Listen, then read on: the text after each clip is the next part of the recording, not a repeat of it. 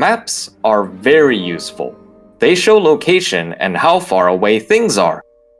In Genshin, we constantly use the map to determine where we need to go for a quest.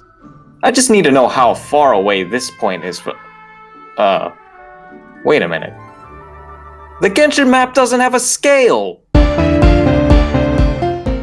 Hello, Count Sacke here, back with another Genshin Impact video. Today, I'll be showing you how you can measure distances just by using the map without the need for quest navigation. I would like to thank Heydral for inspiring this video, and to everyone who voted in the topic community poll I held a while back.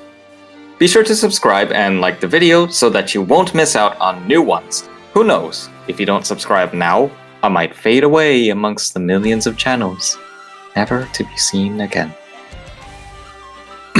Lastly, if you haven't seen my How to Measure Distances in Genshin Impact video, I would highly recommend that you watch it, as it'll explain how this would even be possible to do in the first place. With that, let's get started. I'm far from the first person to actually measure distances with the map. It's actually the earliest method people have used. In fact, I found this HoYoLab post from all the way back in July 2020. People were trying to figure out how big the game's world was, so naturally they used the map because it would take way too long to do that by hand or whatever. This was accomplished by using the quest tracker, which shows the distance between the player's current position and the target's position. Now, there's obviously one major limitation to using the quest tracker, or whatever marker it is. You can only track things that can be marked, so it doesn't show you the distance to other things, which is what we're interested in. To get around this limitation, people have come up with a lot of different methods to measure distances with the map. I found this HoYoLab post back from October 2020, where they used Razor's height to estimate the length of Mondstadt's bridge. From there, he imported a picture of the map into AutoCAD, scaled it up such that 1 meter was 1 meter in AutoCAD. From there, that person now had a reference to measure distances anywhere on the map. And they actually did this with pretty high accuracy too. Whatever the case was, you start off with a known distance, whether that be from the quest marker or maybe using Razor's height. You measure something that has a big enough size to be seen on the map. Just by knowing that, you now have a reference for how big a meter is on the map. The problem with the method that Dark Zero used is that the method was very tedious. Having to import the image of the map into AutoCAD, then scaling that image to match the distance is, again, it's very tedious. It takes a lot of time. It's not easy to do for anyone. And not everybody has access to AutoCAD. I have access to it, but maybe you don't. In addition, it kind of assumes that Razor's height is accurate in-game, which it seems to be relatively accurate, but we don't know how accurate it is. Blanc's method was actually a lot simpler, however, there's one major problem with it. The distance shown in the quest tracker or by markers considers a straight line between the player and the destination. Because we're in 3D space, this includes the elevation difference. We're not interested in the vertical distance today, and I'm not really sure if you can measure height differences on a 2D map anyway. Teyvat's map does technically have contour lines to indicate height, however, we don't know what their elevation is and if they're actually accurate. That could probably be another video if I'm honest, but not one I can finish anytime soon. There are tons of contours on these maps. Anyway, because it includes the height difference, I have no idea how accurate these measurements are. On top of that, these articles don't really provide us any numbers to help people measure distances anyway.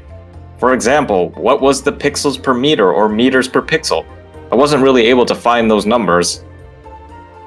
Lastly, there is something that I've never seen anyone try to do, and it is to develop a method to account for how far zoomed in or out you are on a map. This obviously changes the amount of pixels per meter. While we could stick to one zoom scale, that may not always be feasible, as some scales may be more advantageous depending on the situation, or for some odd reason you just can't even, zoom in or out.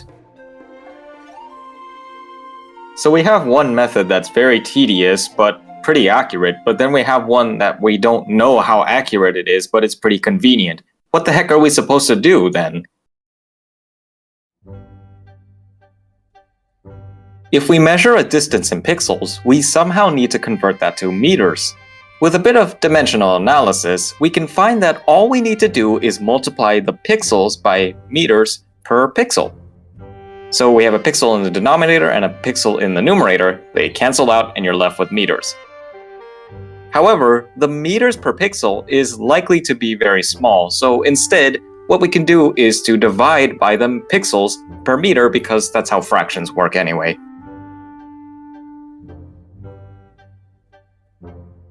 Substituting the units with their respective terms results in the following equation. L is proportional to LP divided by rho. For a bit of technicality, dimensional analysis can only suggest quantities are proportional to each other, hence why it has this special symbol.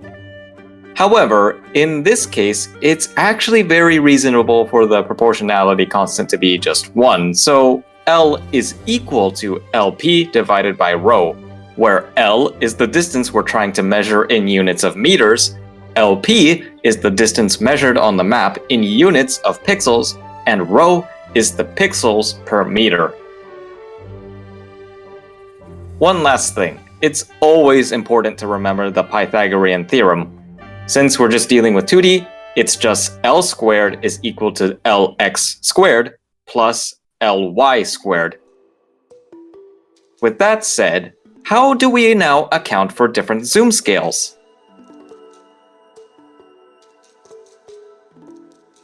When you zoom out, you can see more of the map at once. This means that the amount of pixels per meter would decrease because the length of a meter on the map would become smaller. Likewise, zooming in increases the amount of pixels per meter. We could measure rho every time we change the zoom scale, however, this is very tedious and may not always be feasible as I mentioned earlier. Another potential solution is to measure rho for every possible zoom scale, however, this is very time consuming and ain't nobody got the time for that. Luckily, I believe this problem is actually quite simple to address. Zooming in and out on the map is a linear transformation. This is a reasonable assumption because if it wasn't, the map would actually distort as you zoom in and out. We don't really observe this, so I think we're good. To put things simply, the amount you zoom in or out equally scales up or down all points on the map along the horizontal and vertical directions. For example, if I zoom in 2 times, both the horizontal and vertical would be also scaled up by 2 times. We should be able to use something called linear interpolation between the largest and smallest scales the player can achieve. In short, we only need to measure rho twice, and then we're able to account for all zoom scales through an approximation. Linear interpolation is a method to approximate values between 2 discrete points. It's linear because we assume that the data between the points follows a straight line. The question is, how do we exactly do this linear interpolation? For that, let's start with 2 points, x1, y1, and x2, y2. What we want to do is to draw a straight line between those 2 points. So, what is the equation of that line? First, we actually have to start off with the line equation, y is equal to mx plus b. Essentially, what we have to do is find the values for the slope m and the y-intercept b such that it passes through both x1, y1 and x2, y2. We know that the slope is rise over run, or just delta y divided by delta x. In this case, delta y is equal to y2 minus y1, and delta x is equal to x2 minus x1. From here, I can substitute for m, which results in this equation.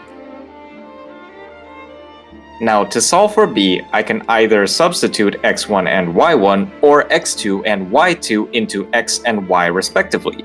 For this case, I'll just substitute x1 and y1.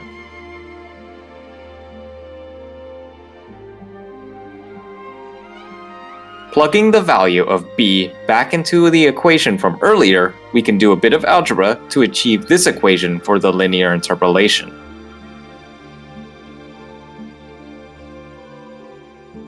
Y is equal to y2 minus y1 divided by x2 minus x1 multiplied by the quantity x minus x1, then plus y1.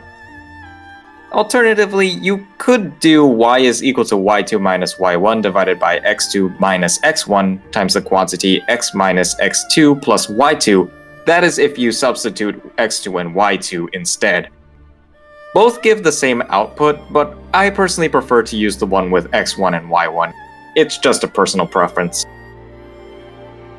Let's get back to our case. What we can do is measure ρ when fully zoomed in and fully zoomed out. Then we can linearly interpolate for ρ when we're anywhere between the fully zoomed out and fully zoomed in. I'd like to define a new term called the zoom factor, ZF. This number will equal 100% or 1 when the player is fully zoomed in on the map and 0% or 0 when fully zoomed out. I'd also like to take the time to define these two terms, ρ 0% and ρ 100%. Which are just the values of ρ at 0% and 100% zoom respectively. To measure the zoom factor, we can make use of the bar on the left side of the screen. When at 100% zoom, the slider, which is the diamond thing, is at the top, but at 0% zoom, the diamond is at the bottom. All we have to do is consider how high up the slider is.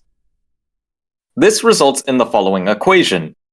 ZF is equal to Z minus Z0 divided by Z total minus 2 times Z0. Z is the height from the bottom of the bar to the center of the slider.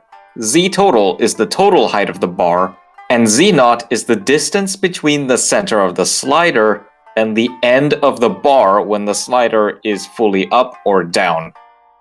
Have a look at this diagram to help understand.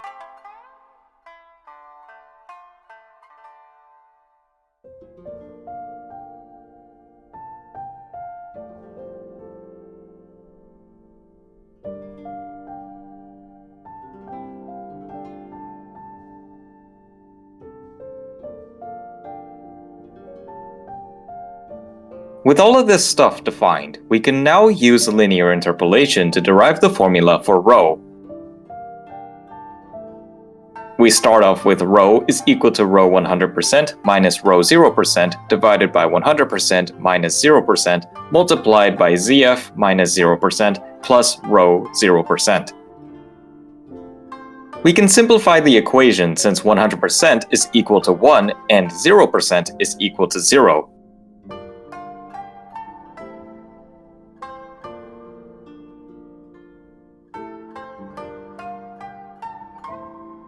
After simplifying, this results in ρ is equal to 100% minus 0% times ZF plus ρ 0%. Let's just make sure that the equation makes sense. If ZF is equal to 1, then ρ should be equal to ρ 100%.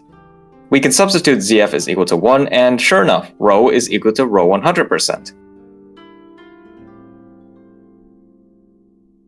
If ZF is equal to 0, then ρ should be equal to ρ 0%, and yes, it certainly does.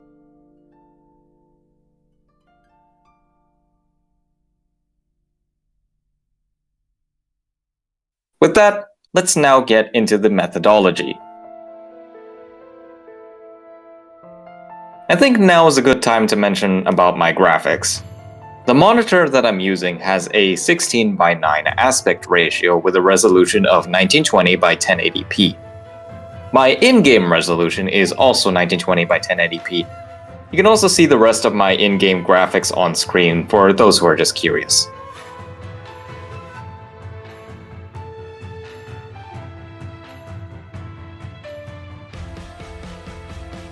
Anyway, there are three main experiments to consider. First is measuring ρ 0% and ρ 100%. Second is measuring ρ 0%, ρ 100%, Z total, and Z0 for different aspect ratios. And third is to verify the values of ρ and the ZF formula. To measure rho, it's actually very easy to do. The only thing that makes it a little annoying is that I need to measure it on all the different maps. Each one is likely to have their own value for the pixels per meter. In the Serenity Teapot, we are able to control the distance and elevations of objects. In addition, we have access to the leisure device Twang Bang Bang minigame, which shows the distances from the player to explosive barrels so long as you're within a 120 meter radius from one. This means that we can be confident that the distance measurement won't have any height differences. So here's the procedure. First, in the Serenity Teapot, go to an open, flat area. Second, place down the leisure device Twang Bang Bang minigame. Third, grab 2 explosive barrels and place them relatively far apart from each other, but no further than 120 meters away. Fourth, start the Twang Bang Bang minigame. 5, stand on top of one of the explosive barrels and try to center yourself on it. 6, open the map and take a screenshot with the blue arrow in view. Make sure to do this when fully zoomed in and fully zoomed out. 7, run to the other explosive barrel and repeat steps 5 and 6. Analyzing screenshots in an image editor is honestly pretty common throughout these experimentations, so in this case I decided to isolate the procedure steps on this one. For the first step, you open the screenshots with an image editor. Second, for the 2 screenshots at the same zoom level, align the maps the best you can. Third, measure the straight line distance between the barrels in pixels. Fourth, repeat steps 2 and 3, but for the other zoom level. And lastly, fifth, calculate rho 0% and rho 100% with these formulas. Outside of the teapot, we'll have to get more creative. We'll have the player trace out a path, then we can measure the distance on the map. This path should be relatively long, and it would be much more preferable to have a straight line. So I could go up to a very tall area, in this case Xingyun Peak, and glide in a straight line. Because I measured the horizontal and vertical gliding speeds separately, we'll be able to isolate the horizontal motion, and the distance will not be affected by the vertical distance between the starting point and the destination. For the procedure, it is as follows. 1. Go to a very high place. 2. Position the player towards the ledge you'll jump off of. 3. Open the map and take a screenshot when fully zoomed in and out.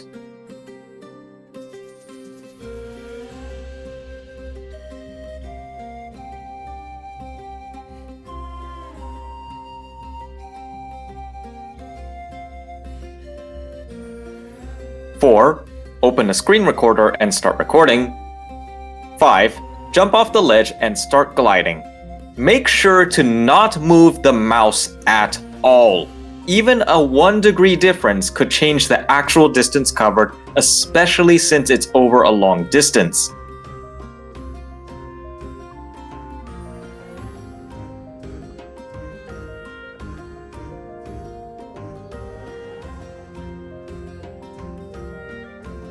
Six, when the player stops gliding, do not move the player yet. Immediately open the map and take a screenshot when fully zoomed in and fully zoomed out. Now you can stop recording.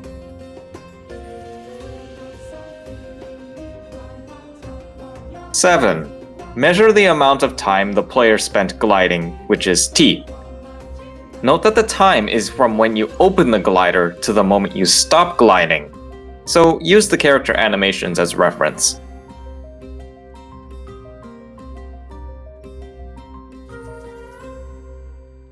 8. Calculate the distance traveled, L, with the equation shown on screen. And lastly, 9. Calculate rho 0% and rho 100% with the procedure previously mentioned.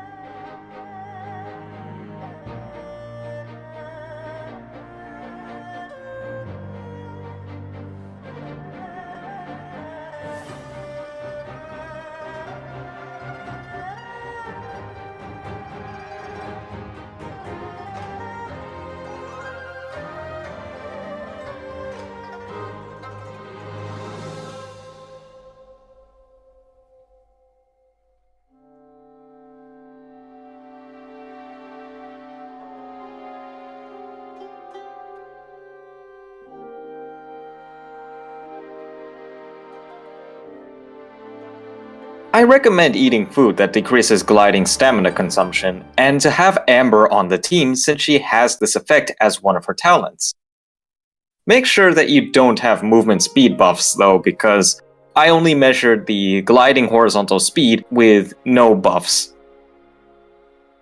Now, you technically could use markers to indicate the start and end position, but as I found out the hard way, markers disappear if you zoom out far enough. This means you have to scale up a screenshot from when they're visible, then align the slightly zoomed in screenshot with the zoomed out one.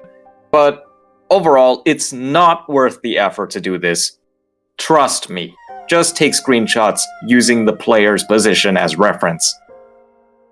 In the next experiment, I'll be determining how row 0%, row 100%, z total, and z naught are affected by resolution.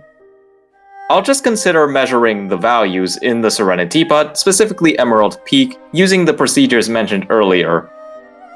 Basically, I'll change my computer monitor's resolution with the Windows display settings options, and here's the procedure.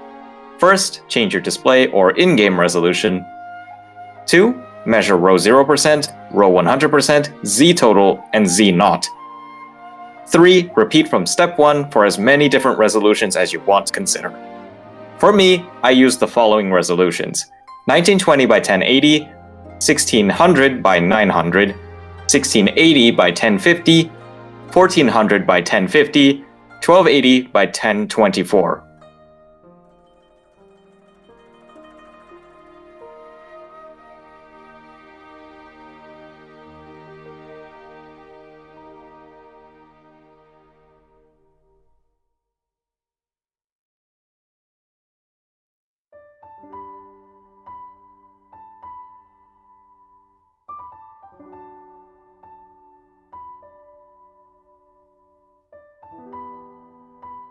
For the last experiment, we'll see how accurately you can measure distances. I'll only really do it in Tevat because so long as it's accurate in one map, it confirms that the method works in the others, assuming the parameters were measured correctly. In short, we'll use the quest tracker and compare that with our calculation. Yes, I know I mentioned that we should avoid it.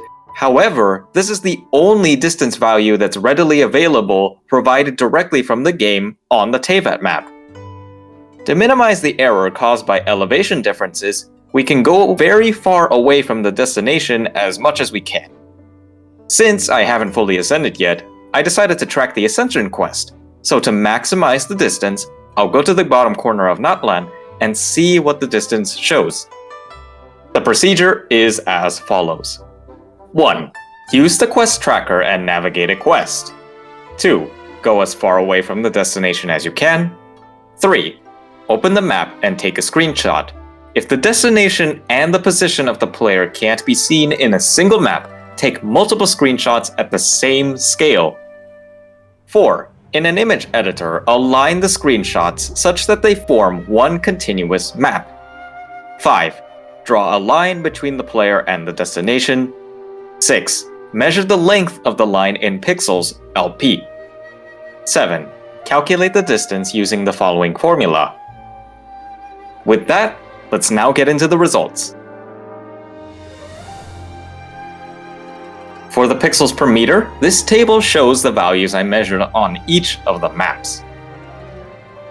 I didn't consider the chasm because its map is more vertical, making it almost impractical to use the map in measuring horizontal distances. I also don't have data on the Sea of Bygone Arrows because I don't have the area unlocked yet. I apologize for that. Anyway, between all of the Teapot maps, it can be seen that they have very similar values for row. This implies that it's very likely they share the same pixels per meter.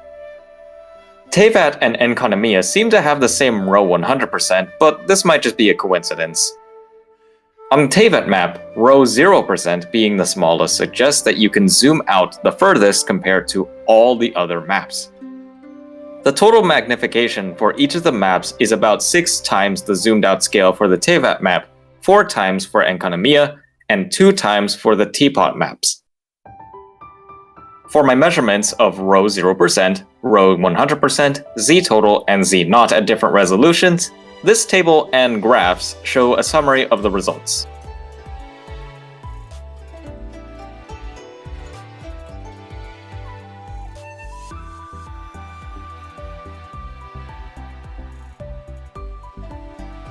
I'm actually very surprised about this, but the values for rho came out to be consistent regardless of aspect ratio.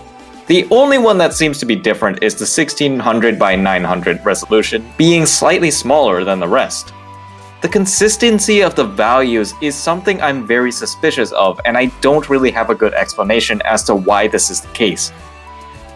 I'm not sure if there's something in Unity that makes the image pixel density consistent regardless of resolution.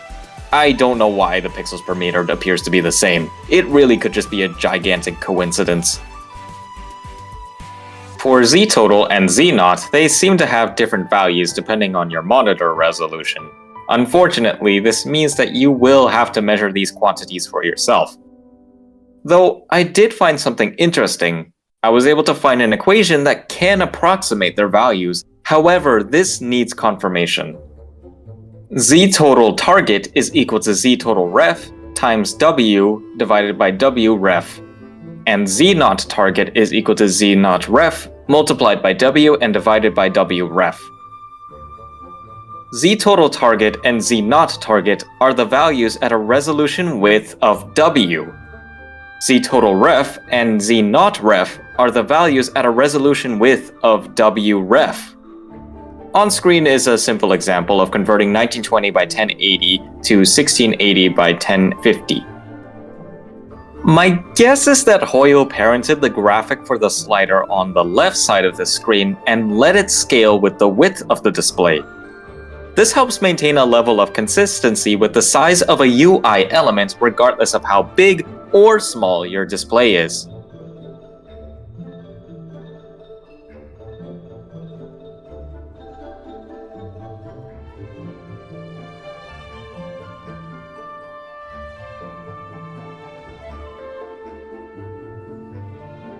In the third experiment, I went to this place in Natlan, and the quest tracker showed me a distance of 13,278 meters, or about 3.3 kilometers, between the player and the Midsummer Courtyard domain.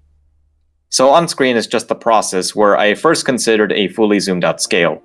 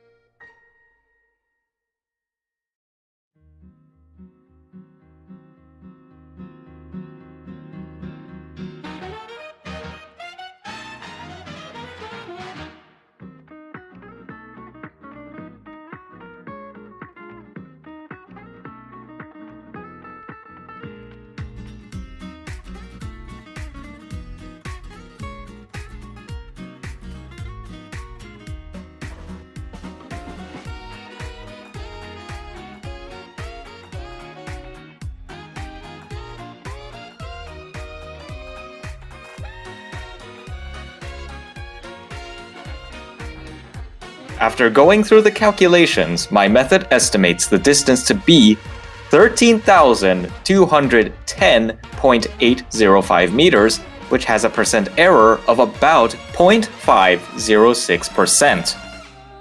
This level of accuracy is actually quite amazing, especially considering how large the distance is.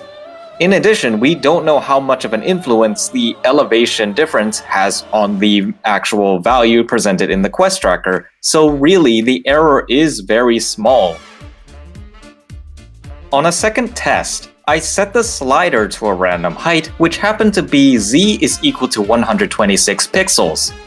This results in a zoom factor of 0.667.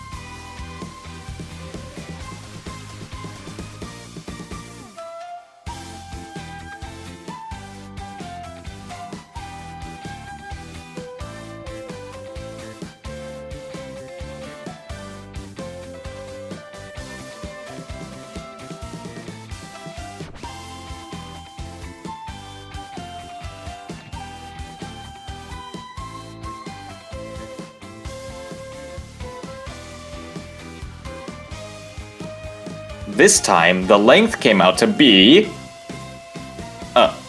what? 6,865.655 meters. What? That's way off! Okay, it took me about 30 to 45 minutes to realize what exactly was the problem. I want you to try and see if you can figure it out though. But I can give you some hints, so I'll step through my thought process. Hopefully that can also guide you on what happened. L is calculated with two variables, LP and rho. I'll start with LP. This value could be wrong if we didn't align the maps properly or if I accidentally changed the zoom scale. However, I looked at all the screenshots and saw that they were seamless. At most, there could be only a handful of pixels difference, but that's nowhere near enough to cause practically a 7-kilometer difference. This means that something is wrong with the calculation for rho. Rho is calculated with three values, rho 0%, rho 100%, and ZF. We saw from the previous test that rho 0% was extremely accurate, so it's unlikely to be the culprit. This leaves only two, rho 100% and ZF. ZF is calculated with Z, Z total, and Z naught. I double-checked their values and they were correct. Also, visually, the slider does look like it's about 2/3 of the way to the top, or about 66.7%. This obviously means that rho 100% is wrong, right? Right? Well, this is where the confusion started. I went to go check if I had measured rho 100% incorrectly, but I saw no signs of any problems. Rho 100% is calculated with the equation LP 100% divided by L. Both rho 0% and rho 100% share the same value for L, so if that was wrong, rho 0% should have been wrong too, but it's not. So LP 100% must be wrong, right? I checked and found that no, the value was perfectly fine. But if rho 100% is correct, then what went wrong? Have you figured out the problem? Write your guess in the comments as to what went wrong. Of course, people probably just continue watching and then type it in or edit their comment. Whatever, just do it for fun. The one that is truly incorrect is ZF. I assumed that ZF would be linear with respect to Z, but that might not be the case. Observe the footage on screen. When the slider is close to the top, notice that the zoom appears to change quite drastically. However, when the slider is towards the bottom, the change in the zoom is not so large. Now that we've identified the issue, the question is now this: how can we correct it? To fix the zoom factor, I'll work with my good old friend curve fitting. I've talked about this in other videos, so if you want to know more, you can refer to these videos. We'll measure rho at different slider heights, Z, then compute ZF for each one. I can then plot a ZF versus Z graph, then fit a curve to it. But hold on, there's a slight problem with this. Because Z depends on your resolution, the curve-fitted equation will only work for 1920 by 1080p. I want something more universal, so what I'll do is define a new variable, Z', and I'll express ZF as a function of Z'. Let Z' be the percent height of the slider. This means that when the slider is at the top, Z' is 100%, and when it's at the bottom, it's 0%. If it's halfway, it's 50%, you get the point. This implies that the equation for Z' is the following. Z' equals Z minus Z naught divided by Z total minus 2 Z naught. This should look a little familiar. It is in fact what I originally used for ZF. This is more universal because so long as you measure Z naught and Z total for yourself, you won't have to curve fit any data. Alternatively, you could also just use the approximations. But I mean, it's not that hard to measure Z total and Z naught. Anyway, to measure ZF and Z', I simply teleported back and forth between the chasm statue of the 7 and the statue in Sumeru nearest to it. Next, I took screenshots at the same slider height at both locations. Then I measured Z and LP to calculate Z prime, rho, and ZF. Lastly, I repeated these steps for different slider heights.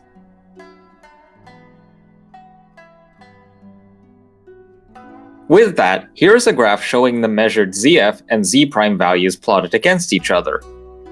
Sure enough, my suspicions were right. ZF was not at all linear with respect to Z prime, as can be seen by the plot pointing downward as Z prime increases. Now, unlike the other times where I have used linear regression, I don't know what the equation for it should be, so I'll just have to guess. In Desmos, I took the data points and tried fitting a bunch of functions. Quadratic, exponential, polynomials, combinations of them, and even an ellipse. After a while of guessing, I decided I would try fitting the function y is equal to 1 over x, but a bit more generalized. Y minus k is equal to c divided by x minus h. Now, I want the curve to pass through points 0, 0, and 1, 1 because, well, when zf is equal to 0, z prime should be 0, and when zf is equal to 1, z prime should also be equal to 1.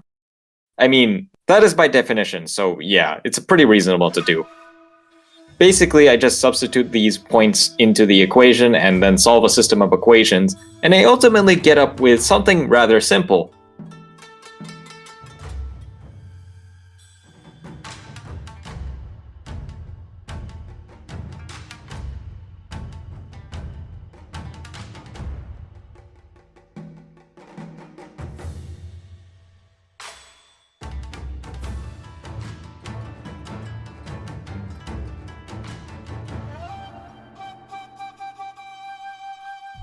Y is equal to x times h minus 1 divided by h minus x. What's particularly nice about this is that it only relies on a single parameter. This makes it quite unlikely for it to be a result of overfitting if it matches up right. So I then took this equation, inputted it into Desmos, and here is the resulting curve. Wow. It's amazing how well this equation fits. In fact, it has an r-squared value of 99.996%. This is literally almost 100% accurate to the data, and I don't know why. I really just don't know why. But I do think it's particularly interesting how close h is to 1.2, so I'll just set it to that.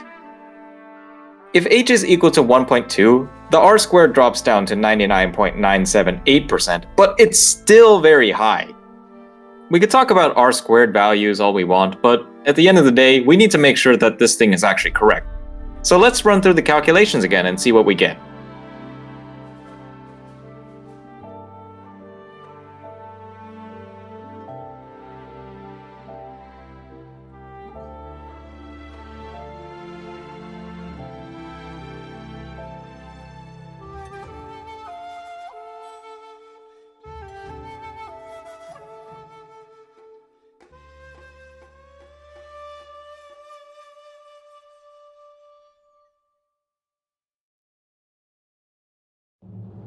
After going through all the computations, the percent error came out to be 0.53%.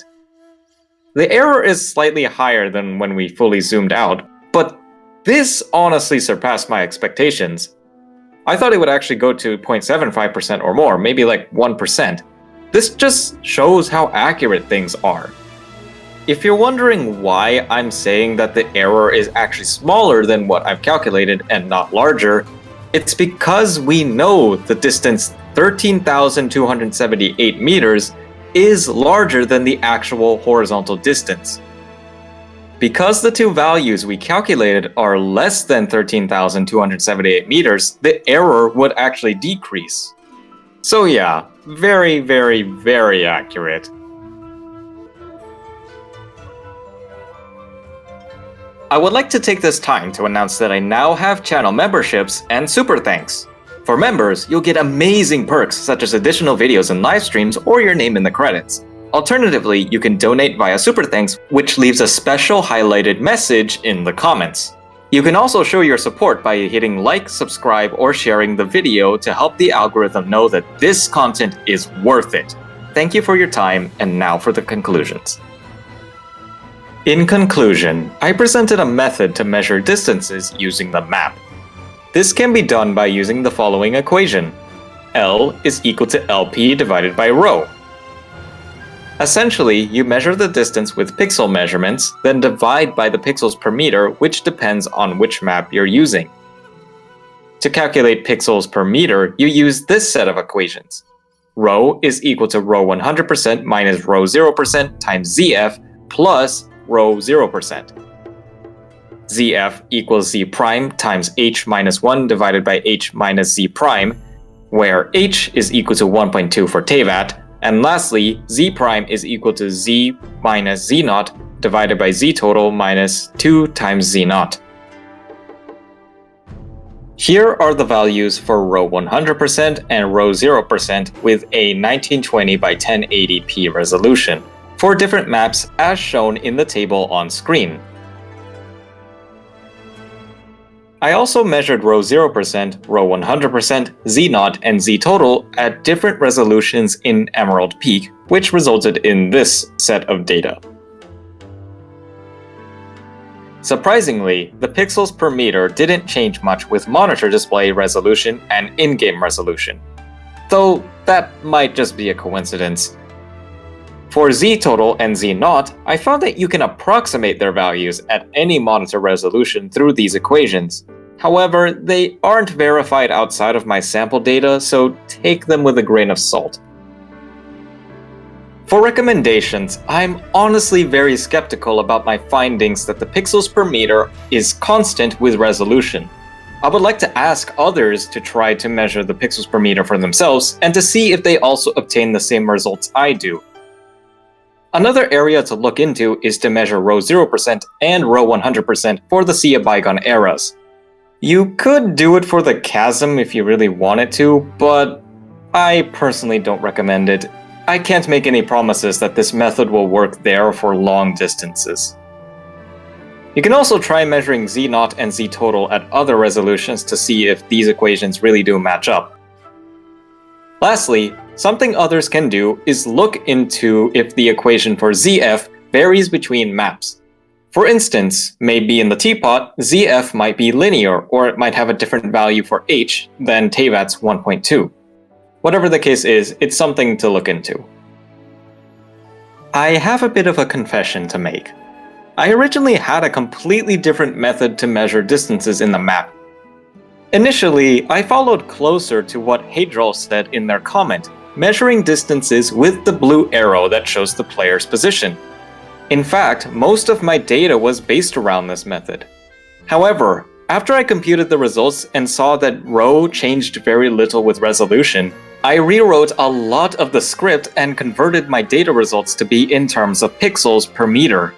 You can tell this rewrite was actually very recent because in my video, testing my charge shot model for Genshin Impact, I still used this exact method. Whatever the case is, the pixels per meter turned out to be a bit more universal for whatever reason, or again, it could just be a coincidence. It's something for other people to look into. I can't just buy a new monitor. If you're worried that this will affect the results that I showed in the video, it shouldn't. It's like converting between meters and inches or feet and meters or whatever. It's the same thing, it's just that it's a different number and it's expressed in a different way. If you haven't already, be sure to like, subscribe, and share the video with others so people who might enjoy it can see it. A lot of effort goes into making these videos, and seeing your support on my channel helps keep me going. But yeah, that's really about it for now, so thanks for watching and hope you've enjoyed.